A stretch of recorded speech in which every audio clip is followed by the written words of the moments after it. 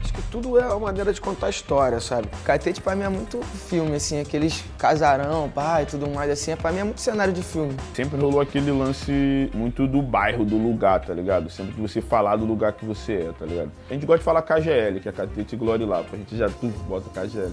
Catete Sul, Catete Sul, Catete Sul, Catete Sul, Catete Sul. A ditadura militar foi um período marcado pela repressão política, censura e violação dos direitos humanos, culminando no ato institucional número 5 e nos chamados Anos de Chumbo. Caminhando e cantando e seguindo a canção. Vem, vamos embora, que esperar não é saber. O AI-5, decretado em 68, foi o ápice da repressão e representou a intensificação do autoritarismo, conferindo ao regime poderes absolutos para silenciar qualquer forma de oposição. Há exatamente 30 anos, o presidente Costa e Silva reunia todo o ministério para discutir a decretação de um ato institucional que dava poder absoluto ao governo militar. As gravações documentam um momento dramático da história brasileira. Senhoras e senhores, boa noite. A Agência Nacional, no Ministério da Justiça, passa a falar diretamente do Palácio Laranjeiras para um importante comunicado do governo federal ao povo brasileiro. Sexta-feira, 13 de dezembro, o presidente Costa e Silva reúne o Conselho de Segurança Nacional no Palácio Laranjeiras, no Rio de Janeiro. Na pauta, a aprovação do ato institucional número 5, o AI-5, um conjunto de medidas que dava poderes quase absolutos ao governo militar. Por ordem do presidente, toda a sessão é gravada. Costa e Silva abre a reunião de forma dramática. Ao fundo, pode-se ouvir a sirene de carros da polícia. O presidente da República, que se considera ainda um legítimo representante da Revolução de 1964, 31 de março, desde no momento crítico em que ele tem que tomar uma decisão optativa. Ou a revolução continua, ou a revolução se desagrega. O que tem que fazer é realmente uma repressão, acabar com estas situações que podem levar o país não a uma crise, mas um caos que nós não sairemos. É oportuno, portanto, fazer qualquer ato institucional como este. A partir do AI-5, a censura atinge seu auge, com o fechamento de veículos de comunicações críticos ao governo, a prisão e tortura de jornalistas e a imposição de um controle ainda mais estrito sobre a imprensa, o cinema, as artes e a cultura. O regime militar utilizava a censura como instrumento de controle e manipulação das informações, buscando criar uma narrativa única e favorável aos seus interesses. O presidente da República, ouvido o Conselho de Segurança Nacional e sem as limitações previstas na Constituição, poderá suspender os direitos políticos de quaisquer cidadãos pelo prazo de 10 anos e caçar. O Congresso Nacional foi fechado naquela mesma sexta-feira. Durante os 10 anos em que esteve em vigor, o AI-5 foi utilizado para caçar cerca de 350 mandatos de deputados, senadores, vereadores e prefeitos. Quase outras 900 pessoas receberam punições. Entre elas, o então professor da USP, Fernando Henrique Cardoso, aposentado à revelia. O AI-5 deu respaldo também para censura, torturas e prisões ilegais. Esses foram os Anos de Chumbo, período caracterizado pela violência indiscriminada contra aqueles considerados inimigos do regime.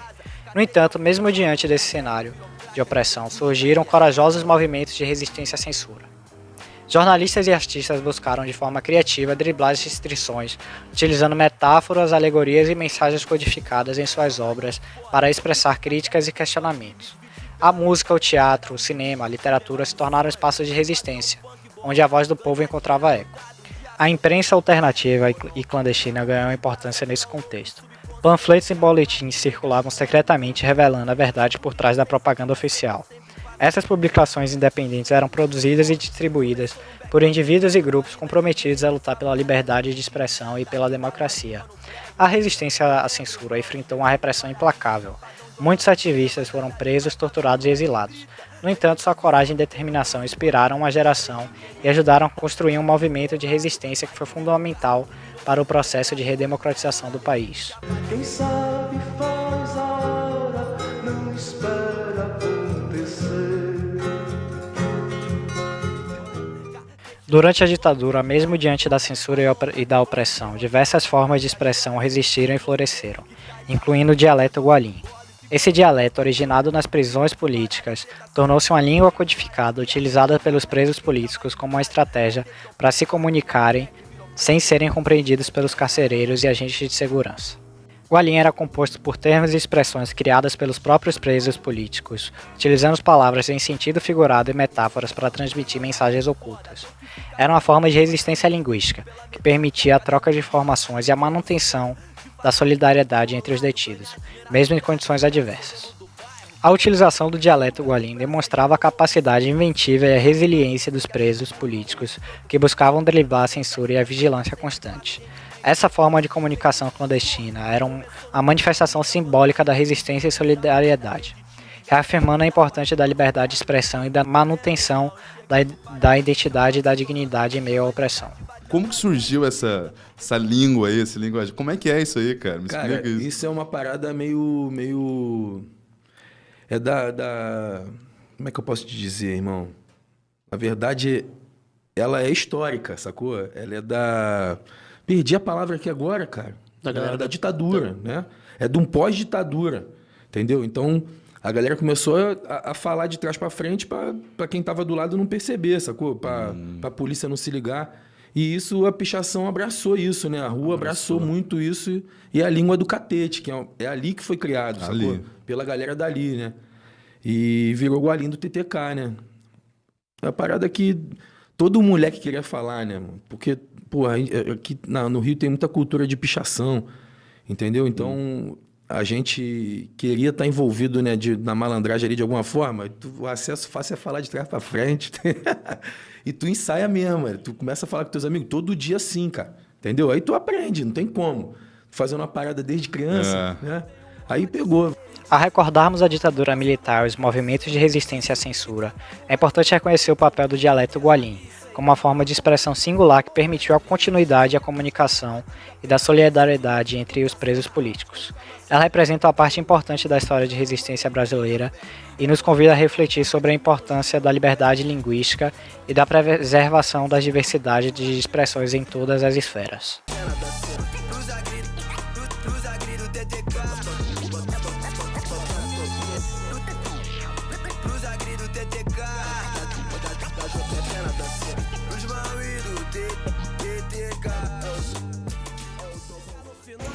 Oi pessoal, boa noite. Eu vou falar um pouco para vocês sobre a política do Gualim do TTK, uma forma de política de proteção, que é a Lei 7.387, de 9 de dezembro de 2010, que garante salvaguardar a diversidade linguística. Quantos idiomas falamos no Brasil? Não faço ideia, viu? Presumo que só seja português. Uma língua, vários dialetos? Sempre foi português. Tem mais de 10, se contar as indígenas, né? A língua oficial é o português, mas um levantamento do Instituto do Patrimônio Histórico e Artístico Nacional mostra que atualmente no Brasil são falados cerca de 200 idiomas. Só as nações indígenas falam 180 línguas diferentes. Tem ainda os idiomas falados por descendentes de comunidades afro-brasileiras, de imigrantes, além da linguagem dos sinais. Toda essa variedade vai agora ser estudada e catalogada. O Brasil tem essa característica, que é um país muito grande territorialmente, né? Unificado politicamente, mas em casa as línguas faladas são diferentes. Todas as informações vão estar no Inventário Nacional da Diversidade Linguística. Instituído por decreto, o documento vai conter o registro das línguas faladas pelas diferentes comunidades brasileiras e ser considerado referência cultural da nação. Então não se trata apenas de curiosidades linguísticas, como muitas vezes isso pode ser visto, mas o Estado brasileiro admitindo que as línguas são fundamentais para a preservação de visões de mundo, para a preservação de culturas inteiras. Essa é uma das políticas de proteção da nossa diversidade brasileira. Desculpa aqui pelo ambiente, é porque houve um erro técnico e a gente teve que gravar nesse momento. Um abraço. Sharpie, eu falei, o que é Sharpie? Aí os caras, é Gualinho do TTK. Aí eu, ué? O que é? Lá fatu, né, mano? Toda gíria é uma maneira de você se comunicar se os outros entenderem o que você tá falando, tá ligado? Porra, aí, uma mulher, daqui a pouco, pá, pegar aquele jogo balear. Ué? Os caras vão aqui dialogando assim. Se ali pôs, meou. Cadê? Até fraiar, pá. E tem hora que tu fica assim meio, pô, mano. Ué? Acho que isso aí vem desde os primórdios de revoluções populares, tá ligado? Já se falava isso em Buenos Aires. A galera falava isso pra fugir da polícia e da malandragem, falava isso. E os caras trouxeram isso pro catete. Vamos surfar, muito fácil. Jogubá, bagulho, vamos liar, vamos ali. Não dá ou não, tá ligado? Tipo, me comuniquei com ele na Alemanha, na língua do TTK, pra não correr o risco dos alemães entenderem o que a gente tá falando. Eu tive problema com a Gualinho do TTK, cara. Funciona pra caralho, mano. Quando você quer disfarçar o bagulho, rapaziada, acho que... Mas tá cagado, qual foi? Porque no catete não passa batido, mano. Porque todo mundo fala, mano, tá ligado? É isso, mano. A tia entende, tá ligado? O cachorro entende, mano. O Gualim consiste na alteração da ordem das sílabas das palavras para dificultar a compreensão do discurso. Como, por exemplo, a palavra favela vira lavefá, casa vira zacá. Assim como o próprio TTK se chama Catete, que é o bairro onde foi criado a língua. Então, o Gualim do TTK não é nada mais do que língua do Catete. Não existe um padrão de regra para essa gramática. São apenas desorganizações das sílabas. Normalmente eles optam pela inversão das sílabas das palavras, mas isso não é necessariamente uma regra. Mano, imagina nós no aeroporto, nós fala a língua ao contrário, tá ligado? O TTK. Qual é, né, mami? Me sarpazão vi do Jogubá, tipo, qual é, meu mano? Passa a visão do bagulho. Mas quando nós fala, parece árabe falando, tá ligado? Se tiver brasileiro, um bagulho não vai entender o que nós tá falando. Mano, nós Mas você consegue falar tudo assim? Quase tudo. O que nós não conseguimos falar, nós falamos uma parada que vagabundo já entende. Tá ligado? Nós fala de um jeito pra entender que é a palavra. Aí, não, já peguei a visão, já. Não, golpezão vi, né, mano? Golpezão vi, né, mano? Falei, então cigarrinho nesse nome tá do dólar, que o Jogubá tá aqui na Lachimu, e se tiver uma Tarrevis, aí já começa. Mano, você não entendeu nada, mas o mano ali entendeu, tá Alguma ligado? coisa tava na mochila pra revisar. Isso. No aeroporto, revista. É só os papéis só assim, ó. Então essa língua é muito mais sobre prática e costume de ser utilizada. Você aprende muito mais na prática do que na teoria, utilizando essa língua. E assim como toda língua, ela também tem sua versatilidade. Nos tempos atuais, ela não se faz tão necessária quanto na época da ditadura. Então, eles não necessariamente traduzem toda a frase que eles querem dizer. Eles apenas traduzem palavras específicas. Mas aí, você tá falando de catete, mano, e lá tem a Gualim, né, mano? Você vai pensar lá faz na Gualim? Toma o seu faz, né, mano? O bagulho é difícil pra caralho, mano. É complicadinho, velho. Mas é maneiro. Quer te falar, eu não falo pra caralho, não, assim. É que essa frase é clássica, tá ligado? Que é, você sabe falar na Gualinha. Essa geralmente é essa. E toma o seu faz é muito fácil, mano. Mas a gente não fala também, assim, todas as palavras, não, mano. A gente fala uma palavra só, tá ligado? No meio do bagulho, tá ligado? Da frase. Tipo assim, bum.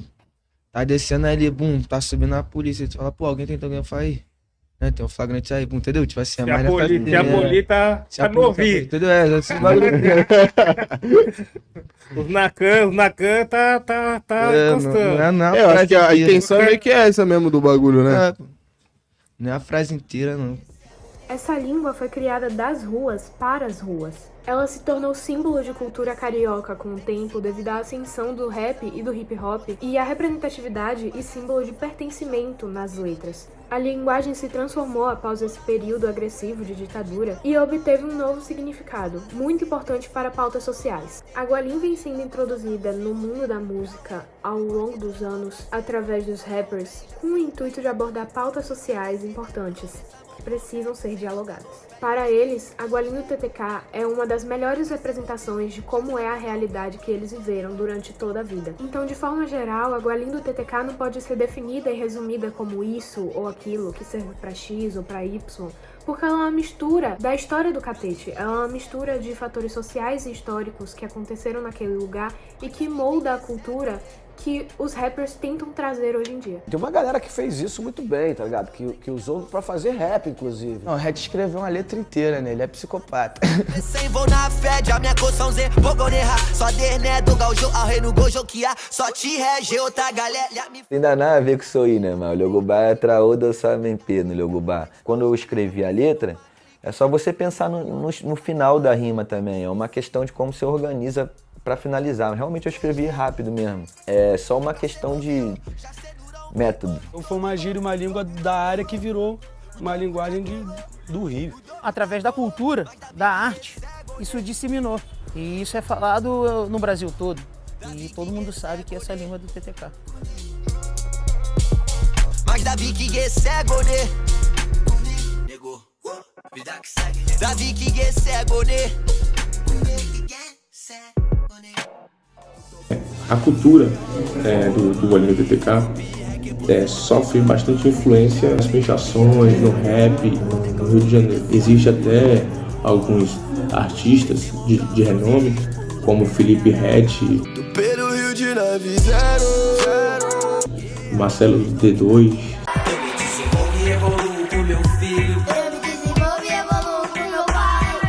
Sain. O copo é de veneno, mas a alma tá lavada. Eu conheço desde pequena, essas ruas não passa nada. Que fazem parte desse povo, fortalece a língua e é influenciado por essa cultura.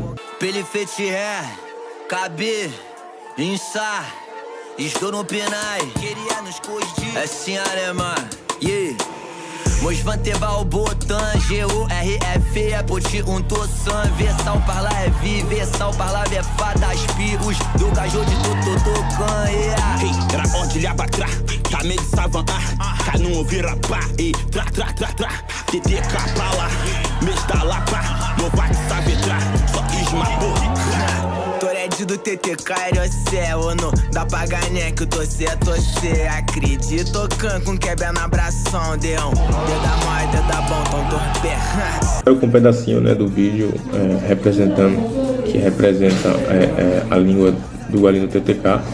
E segundo alguns especialistas, a língua, além de ser um recurso de comunicação, também representa uma formação de identidade e pertencimento de um grupo subversivo.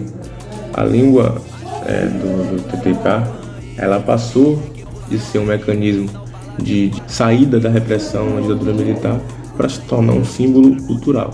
Então, a gente consegue ver que hoje ela vem ganhando espaço em diversos palcos, apresentações e espaços do nosso Brasil. Então, espero que fique entendido que é um pouco da cultura desse povo, de como surgiu. E é só ler um trecho aqui e logo depois citar a frase de um especialista que eu achei muito interessante. Todo falante de uma língua tende a conhecer tanto esta língua que consegue até transformá-la, dissimulá-la, brincar com ela. E é bonito ver quando a sílaba parece ser algo extremamente relevante para o acesso mental à mensagem do TTK e a recuperação do sentido do que está sendo dito. Parece que a manutenção da estrutura da sílaba, como palavra base em português, é essencial para esta operação.